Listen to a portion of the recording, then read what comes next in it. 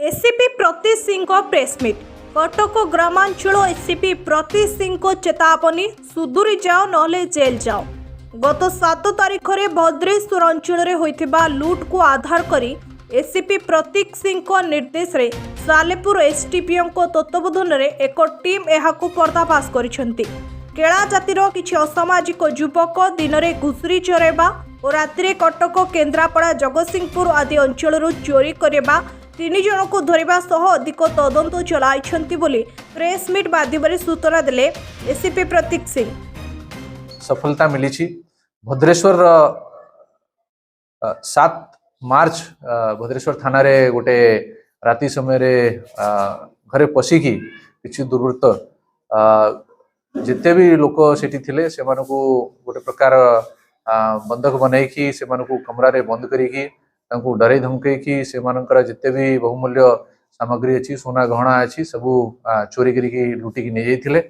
आउ ये को गैंग करि पारे एटा को आमे जानिबारे और बाहर करिवार सक्षम हेइछु। आउ ये गैंग रो जो मुख्य अछंती जो माने कि इन्वॉल्व अछंती सेमती आमे किछ लोकों को धरिवार सफल हेइछु। एमानकर डिटेल होउची कि ये माने गोटे केला संप्रदाय रो लोक अछंती जो कि मुख्यतः केन्द्रापड़ा जाजपुर ये सब एरिया रे एमाने बसवास करूछंती। आउ ए माने मुख्यतः घुसुरी पालन करती घुसुरी चराइवा काम एमानकर रहुची। आउ सेही आଳରେ एमाने जाइकी विभिन्न एरिया रे रही जाउछंती बुलुछंती आउ टार्गेट करूछंती को एरिया को से माने राति रे पसिकी चोरी करिवे। जोटी भी एमाने डेरा पकाउछंती सेही पाखापाखी 8-10 किलोमीटर रेडियस रे एमाने सेमानकर टार्गेट बनाउछंती। आउ चाली चाली की जाउछंती राति समय रे जो गाँ को एमाने पहुंचुछंती सेठी मद्यपान करूछंती। आउ जो घर को एमाने टार्गेट करिवे तार रेक्यू करिवे आगरे। आउ आखपाख जेते भी घर अछंती एटा को लॉक कर दउछंती बाहर रु दैट केते बेले के उठी गेले भी विक्टिम रो सहायता करिवा को केही भी आसी परिबनी। जेते बेले सबु घर लॉक कर दउछंती तापरे से माने टार्गेट घर भीतर को पसुछंती। आउ एमाने प्राय समय रे किछि न किछि रॉड कि अन्य आर्म्स हाथ रे रखुछंती जहा द्वारा कि यदि विक्टिम घर लोक केबे भी से मानकु अपोज करिवे माने से मानकु असॉल्ट मध्य आगरु करिछंती जहा कि एमानकर एमओ रे रहिछि। सही प्रकार भद्रेश्वर रे सही राति से माने पसिथिले और से मानकर सोना गहना सब लुटिकी नहीं जाइथिले।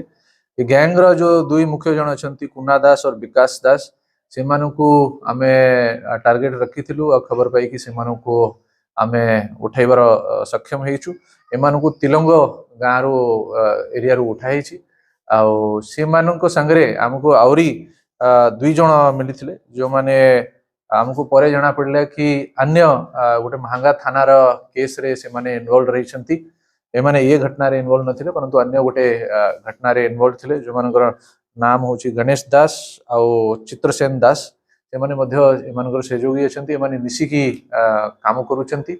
आउ सब बेले एमाने घरु बाहर रही कि कोठी न कोठी बिलो रे कोठी अलगा जगह रे एमाने लुचिकी रहउछंती। सेति पय एमानकु पाइबा पुलिस पय बहुत कष्टकर होउची।